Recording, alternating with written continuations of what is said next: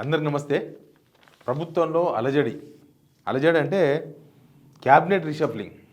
క్యాబినెట్లో కొద్దిమంది మంత్రులను తప్పించబోతున్నారు. ఈ వార్తలు బయటకు వచ్చినాయి. జస్ట్ 2 డేస్ బ్యాక్ నుంచి నడుస్తుంది. మొన్న ఈ మెస్సీ ఫుట్బాల్ మ్యాచ్ కోసం రాహుల్ గాంధీ వచ్చిండు కదా, తర్వాత పీసీసీ చీఫ్ మహేష్ కుమార్ గౌడ్, రేవంత్ రెడ్డి ఆయనతో కలిసి ఆయన వచ్చిన ఫ్లైట్లోనే పోయినారు ఢిల్లీకి. అక్కడ చాపర్ ఆయన వచ్చింది. చాపర్లో మాట్లాడినరు, దీని గురించే చర్చ జరిగింది అనేది బయటకు వచ్చింది వార్త. దానికి ఆధారం కూడా ఉంది. ఇప్పుడు మహేష్ కుమార్ గౌడ్ నిన్న ఢిల్లీలో మీడియాతో చిట్చాట్ చేసి ప్రయత్నం చేస్తున్నాము, క్యాబినెట్ రీషఫ్లింగ్ ఉంటుంది. ఇప్పుడు వేరే పార్టీలలో క్యాబినెట్ రీషఫ్లింగ్ అనేది పెద్ద మ్యాటర్ కాదు. ప్రాంతీయ పార్టీలలో అయితే అసలు మ్యాటర్ కాదు. అంటే ఏం గొడవలు కావు, తప్పిచ్చేస్తారు, పోతుంది, ఇంకోటి వస్తారు, అయిపోతుంది. కానీ కాంగ్రెస్ లాంటి పార్టీలో ఇది ఒక గొడవకు, ఇది ఒక ఆందోళనకు ఆజ్యం పోసినట్టు. ఎందుకంటే తప్పించిన వాళ్ళు ఊకోరు కదా. ఇప్పటిదాకా మంత్రిగా ఉన్నారు, తప్పియంగానే వాళ్ళు ఊకోరు కదా. వాళ్ళ విశ్వరూపం చూపిస్తారు కదా. వాళ్ళ రాజకీయ నాయకులే, కులం ఉంటుంది, ఏరియా ఉంటుంది, రకరకాల అప్లికేషన్స్ ఉంటాయి దీనిలో. కాబట్టి వాళ్ళ లొల్లి వాళ్ళకు ఉంటుంది. ఇప్పుడు అదే లొల్లి కొన్ని రోజులకి నిజానికి కూడా కొద్దిమంది మంత్రులు సైలెంట్ అయిపోయారు. అసలు కాజు గురించి కూడా కొట్టాడతలేరు, అట్లా సైలెంట్ అయిపోయినారు. అసలు ఎవరెవరు పేరు తప్పించాలనేది రేవంత్ రెడ్డి కోరిక. అసలు హైకమాండ్ ఏ ఆలోచనతో ఉంది, పార్టీలో జరుగుతున్న చర్చ అయింది, క్యాబినెట్లో ఎందుకు టెన్షన్ పడుతున్నారు కొద్దిమంది మంత్రులు, ఇట్లాంటి అన్ని అంశాలు మాట్లాడదాం. అంతకన్నా ముందు వీడియో షేర్ చేయండి, సబ్స్క్రైబ్ చేయని వాళ్ళు మాత్రం పక్కా సబ్స్క్రైబ్ చేయండి. రిపోర్ట్స్ ఏమో బలంగా కొడుతున్నారు. ఇది నేనేదో సబ్స్క్రైబ్ చేయించుకోవడానికి అడుగుతలేను, అంత ఫోర్స్గా కనిపిస్తుంది. మాకు మెయిల్లో వస్తుంది కదా, ఆ మెయిల్ ఇక్కడ కానే కావు, ఎక్కడ మెయిల్లో అవుట్లుక్ అవి ఇవన్నీ వస్తున్నాయి. కాబట్టి నేను మీ మద్దతు అడుగుతున్నా, సబ్స్క్రైబ్ కూడా చేయండి. నేను ఇక్కడైతే కొన్ని పేర్లు రాసిన, కానీ ఇదేం ఒరిజినల్ కాదు. రేవంత్ రెడ్డికి అవకాశం ఇస్తే మొత్తం క్యాబినెటే మార్చాలంటాడు. అసలు మొత్తం అందరిని తీసిపడేస్తే నేను కొత్త వాళ్ళని పెట్టుకుంటా, ఇక అలా అయితే నేను చెప్పినట్టు వింటేనే బాగుంటుంది అనేది రేవంత్ రెడ్డికి ఉంటుంది ఒక ముఖ్యమంత్రిగా. లేకపోతే రేవంత్ రెడ్డి లాంటి ఇగో ముఖ్యమంత్రిగా, ఆయన ఇగో కూడా బాగుంటుంది రేవంత్ రెడ్డికి. ఆ ఇగో కూడా ఆయనను పరిశాన్ చేస్తుంది.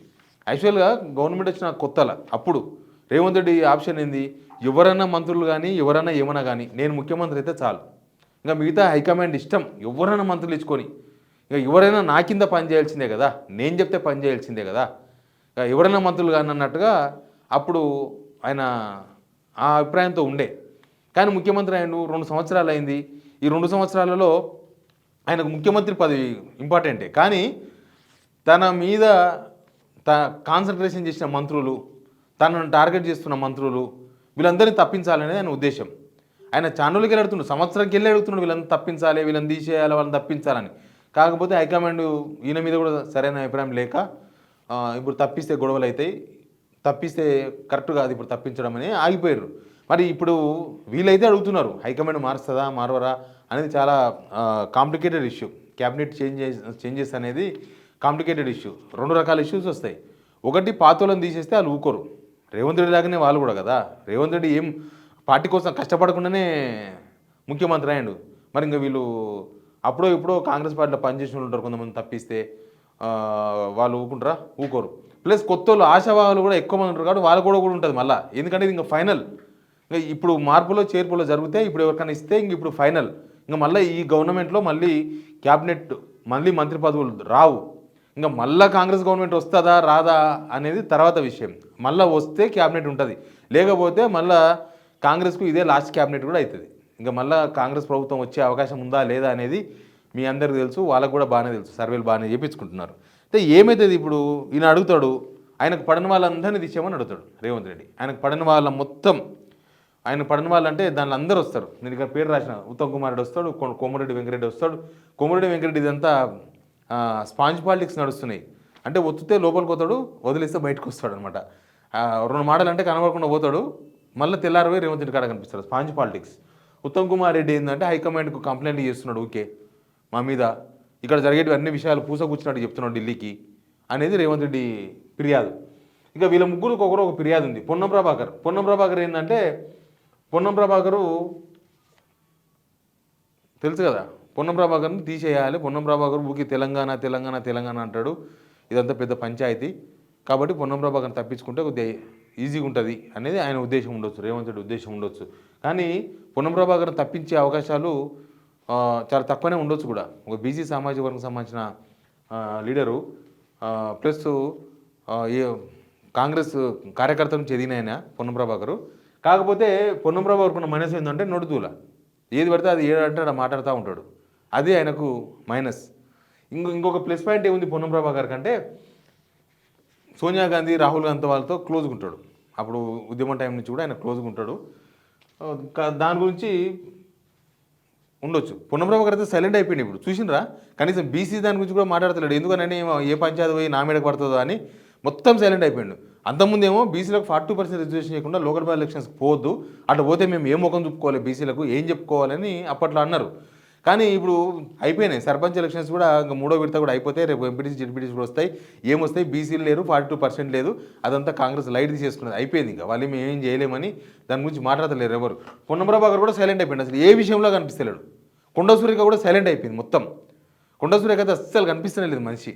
కొండ సురేఖ ప్రాబ్లం ఏంది? కొండ సురేఖ వాళ్ళ బిడ్డే మొన్న మాట్లాడింది కదా. కొండ సురేఖ వాళ్ళ బిడ్డే రేవంత్ రెడ్డి అన్నదమ్ముల గురించి మాట్లాడింది. తర్వాత సెటిల్మెంటు, గన్ను, ఇదంతా తెలుసు కదా. కాబట్టి కొండ సురేఖను తప్పించాలి, ఈమెను కూడా తప్పించాలి. రేవంత్ రెడ్డి ఉద్దేశాలు చెప్తున్నాను నేను, ఈమెను కూడా తప్పించాలి. జూబల్ కృష్ణారావు ఏంటంటే జిల్లాలో ఆయన అటు నాగర్ సొంత జిల్లా నాగర్ కర్నూలు అని చెప్పేసి ఇటు ఆయన పెత్తనం నడిపిస్తాడు. ప్లస్ ఆయన కాన్స్టిట్యున్సీ అటు వనపర్తికి షార్ట్ కట్ అని చెప్పేసి వనపర్తి జిల్లా కూడా ఆయన్నే పెత్తరికం చేస్తాడు. ఈ ఈ విషయంలో జిల్లాలో రేవంత్ రెడ్డి కాదు, జిల్లా లీడర్గా ఎస్టాబ్లిష్ అయ్యండి జూబల్ కృష్ణారావు. ప్లస్ వీళ్ళు ఏం చేస్తున్నారని చెప్పేసి ఆయన ఒక థర్డ్ ఐ చేసిండు. థర్డ్ ఐ అంటే ఆర్టీఐ వేయడము, తర్వాత ఎక్సైజ్ డిపార్ట్మెంట్లో వీళ్ళు ఏం పని చేస్తున్నారో అవన్నీ పేపర్లకు లీకులు ఇవ్వడము. మనం చూడలేదా, హోలోగ్రామ్ స్కామ్ ఒకటి బయటకు వచ్చింది, 500 కోట్ల రూపాయల స్కామ్ వచ్చింది. అంతకుముందు లిక్కరు, వేరే లిక్కర్ మొత్తం దింపాలి, కింగ్ ఫిషర్ లాంటివన్నీ తెలంగాణలో బంద్ చేయాలని చెప్పి ప్రయత్నం చేస్తే అది వార్త బయటకు వచ్చింది. అవన్నీ జూబల్ కృష్ణారావే పెట్టిండు, ఆయన్నే మీడియాకి ఇచ్చిండు అనేది ఒక అనుమానం ఉంది. ఇంకెవరున్నారు? ఇంకా కోమటిరెడ్డి వెంకటరెడ్డి అంటే, కోమటిరెడ్డి వెంకటరెడ్డి మంచోడా చెడ్డోడా రేవంత్ రెడ్డికి అర్థమైతే లేదు. అప్పుడే మంచిగా ఉంటుండు, అప్పుడే చెడ్డగా ఉంటుండు. ఆయన పదవి తప్పిస్తారు అన్నప్పుడు మంచిగా అనిపిస్తున్నాడు, మళ్ళీ బయటకు వచ్చిన తర్వాత మళ్ళీ ఉత్తమ్ కుమార్ ఏమో తిరుగుతాడు, లేకపోతే వాళ్ళతో మాట్లాడతాడు, వీళ్ళతో మాట్లాడతాడు. ఇది ఇంకా మిగతా మినిస్టర్స్ శ్రీధర్ బాబు, లేకపోతే బట్టి విక్రమార్క, వీళ్ళంతా నాకు మంచిగా సహకరిస్తున్నారు. దేనికి సహకరిస్తున్నారు తెలుసు కదా, పరిపాలన కోసం అయితే కాదు. ఈ వ్యవహారం ఏది పరిపాలన కోసం కాదు. పరిపాలనకు సహకరిస్తే, పరిపాలన చేస్తే ఇట్లా ఉండదు. పరిపాలన వేరేలాగా ఉంటుంది. కనీసం స్కూల్కి పోయిన పిల్లగాడు ఏబీసీలు నేర్చుకోకపోయినా ఆలన నేర్చుకుంటాడు కదా. ఏబీసీలు అంటే ఇంగ్లీష్లో కాబట్టి కొద్దిగా ఇబ్బంది అవుతుందేమో, కానీ తెలుగు ఆలన నేర్చుకుంటాడు కదా. ఆ నుంచి అమ్మ వరకో, అమ్మ నుంచి కా వరకో, కా నుంచి రౌది వరకో నేర్చుకుంటారు. ఈ పరిపాలన ఏది లేదు, తెలుగు మీడియం లేదు, ఇంగ్లీష్ మీడియం లేదు అన్నట్టు తయారైపోయింది. కాబట్టి ఇప్పుడు వీళ్ళందరినీ తప్పించాలనేది రేవంత్ రెడ్డి పెట్టుకున్న అప్లికేషన్. ఇంకా దీనిలో చాలా చర్చలు జరుగుతాయి. ఉత్తమ్ కుమార్ లాంటి సీనియర్ను, పార్టీకి దగ్గరగా ఉండే ఉత్తమ్ కుమార్ని కూడా తప్పిస్తారనుకోవడం రేవంత్ రెడ్డి దాన్ని ఏమంటారు, ఆయన ఎందుకు పెట్టిండు అంటే ఇంతమందిని పెడితే కనీసం కొంతమందిని తప్పిస్తారని, బహుశా బార్గెనింగ్ కోసం కూడా పెట్టి ఉండవచ్చు. ఇవి ముఖ్యంగా వీళ్ళిద్దరు అయితే జూబల్ కృష్ణారావు, కొండ సురేఖ అయితే వీళ్ళు ఫ్యామిలీని టార్గెట్ చేసిండ్రు. రేవంత్ రెడ్డి అనుకుంటున్నాడు తన ఫ్యామిలీని టార్గెట్ చేసిండు, వాళ్ళని ఎట్లయినా తప్పించాలనేది బాగా వీళ్ళిద్దరి మీద ఉన్నది. ఇప్పుడు డేంజర్ జోన్లో ఉన్నది కూడా వీళ్ళిద్దరే. డేంజర్ జోన్లో ఉన్నది. కోమటిరెడ్డి రాజగోపాల్ రెడ్డికి ఇవ్వాలని కూడా కోమటిరెడ్డి వెంకటరెడ్డిని తప్పిస్తారేమో, కానీ డేంజర్ జోన్లో మాత్రం జూబల్ కృష్ణారావు, కొండ సురేఖ వీళ్ళిద్దరు ఉన్నారు. వీళ్ళిద్దరిని ఎట్లయినా తప్పించాల్సిందే, నేను అసలు నాకు అడ్డం పడుతున్నారు అనేది. ఈడ రేవంత్ రెడ్డి చేసే వ్యవహారాలను ఎండగట్టే మంత్రులు టార్గెట్. సింపుల్గా చెప్పాలంటే రేవంత్ రెడ్డి అన్నదమ్ములు చేసే పనులను చెప్పేవాళ్ళు టార్గెట్, సింపుల్గా చెప్పాలంటే. ఇక ఎవరికి ఇస్తారు, ఎట్లు ఇస్తారు, ఇట్లా ఉన్నాయి. ప్రాంతీయ పార్టీ గురించి ఇంతకుముందు మాట్లాడాను నేను. ప్రాంతీయ పార్టీ గురించి కేసీఆర్ గవర్నమెంట్లో ఇద్దరిని బర్తరఫ్ చేసింది ఏకంగా. ఈటెల రాజేందర్ను తాటుకోండి రాజాను. పెద్దగా ఏం మ్యాటర్ ఏం కాలేదు. ఏమైంది, ఈటెల రాజేందర్ను తప్పించినట్టు 4 రోజులు ప్రెస్ మీట్ పెట్టిండ్రు, తప్పుకున్నారు. తర్వాత ఆయన బై ఎలక్షన్ వచ్చింది, వేరే పార్టీ చేరిండు, అయిపోయింది. రాజా అయితే కొన్ని గంటలనే అంతకుముందు కేసీఆర్ విమర్శించి హాస్పిటల్ నుంచి బయటకు వచ్చి కేసీఆర్ మై ఫాదర్ అన్నాడు. అంటే ప్రాంతీయ పార్టీలో అట్లా ఉంటుంది.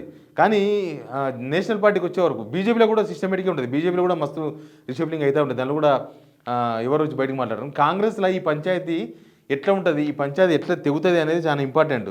ఇప్పుడు తెగించి చేయాలి. ఇవి చేయాలంటే తెగించే చేయాలి. ఎవరన్నా ఏమన్నా చేసుకొని మనం చేయాలని మాత్రమే చేయాలి. ఇంకా కొండ సురేఖ ప్లేస్లో విజయశాంతిని తీసుకురావచ్చు వరంగల్ కోటాల. ఆమె వరంగల్ కోట, మెదక్ కోట, సంగారెడ్డి కోట, హైదరాబాద్ కోట అన్ని కోటాలు ఉన్నాయి. దానం నాగేందర్ కూడా మంత్రి పదవి కోసం ప్రయత్నాలు చేస్తున్నాడు. రాజగోపాల్ రెడ్డికి ఇస్తే అది నేను చెప్పిన జూబలి ప్లేస్లో ఎవరిని తీసుకోకపోవచ్చు. వెలమ సామాజిక వర్గానికి కాంగ్రెస్లో ఏ పదవులు ఉండవు. మొన్న డీసీసీలు ఇచ్చారు, ఉన్న డీసీసీలను కూడా ఊడవికేసినారు. అసలు వెలమ సామాజిక వర్గం డీసీసీలే లేరు ఇప్పుడు. జిల్లా కాంగ్రెస్ అధ్యక్షులు అన్నీ ఉన్నాయని తీసేసారు, కానీ ఒక్క పదవి కూడా ఇవ్వలేదు. జూపల్లిని తీసేస్తే కూడా ఆ సామాజిక వర్గానికి ఏమి ఇవ్వకపోవచ్చు. లంబాడీలు వాళ్ళందరూ కూడా చూస్తున్నారు. ఇక మహేష్ కుమార్ గౌడ్ ఏమో నాకేం క్యాబినెట్ మీద ఇంట్రెస్ట్ లేదు, నేను పార్టీ కోసం పనిచేస్తా అంటున్నాను. మరి హైకమాండ్ ఇయ్యదని డిసైడ్ అయ్యిందా, లేకపోతే బయటికి ఎట్లా మాట్లాడుతున్నాడా ఏమైందో తెలియదు. రేవంత్ రెడ్డి ఏంటంటే మొత్తం సెంట్రలైజేషన్ నేనే ఉండాలి, ప్రభుత్వం అంటే నేనంటే ప్రభుత్వం, మంత్రులు గింతులు ఎవరు నోరు తెరవద్దు, ఎవరు మాట్లాడొద్దు, ఓవర్ సెంట్రలైజేషన్ ఇది. సీఎం అని నేనే అనే ఇమేజ్ ఇచ్చుకునే ప్రయత్నంలో భాగంగా ప్రతి శాఖలో నాదే నడవాలి, ఈ మంత్రులు ఉత్తగా డమ్మీగా ఉండాలి, ఈ మంత్రులు ఏం పని చేయొద్దు, చేసుకోవద్దు, ఈ మంత్రులు ఉత్తగా గవర్నమెంట్ జాబ్ లాగా చేయాలి, గవర్నమెంట్ జాబ్ ఎట్లా చేస్తారు అలా చేయాలి అంతే, మిగతా పనులు మొత్తం ప్రైవేట్ పనులు మొత్తం నేనే చేసుకుంటా, నేను ఒక్కనే పని చేస్తా. ఇక ఇట్లానే ఇక్కడ దాకా వచ్చింది. ఇప్పుడు ఆయన ఇంకా ఓవర్ సెంట్రలైజేషన్కి పోతున్నాడు. ఇప్పటికే ఆ సెంట్రలైజేషన్ కనిపిస్తుంది. రేవంత్ రెడ్డి ఏంటంటే క్యాబినెట్ మొత్తం ఒంటి చేతితో నడిపేయాలి, మొత్తం నా చేతిలో ఉండాలి అని. జనమేమో ప్రజలకు మంత్రి ఎవరైతే ఏముందో చెప్పు, మాకు పండ్లు కావాలనేమో జనం, లేదు నా పండ్లు కావాలి, ప్రజలకు ఎవరున్నా నేనేమిస్తే అదే చేస్తారు తప్ప అంతకు మించి ఏం చేయలేరు, కాబట్టి నాదే నడవాలనేది రేవంత్ రెడ్డి వర్షన్. ఇది ఎన్ని గొడవలకు దారితీస్తుందో తెలియదు, టైం దగ్గర వన్నట్టుంది. చాలామంది గ్రూపులుగా మాట్లాడుకుంటున్నారు మినిస్టర్స్. ఇది ఎక్కడ దాకా పోతుందో చూద్దాం మనం కూడా. Please subscribe signal TV.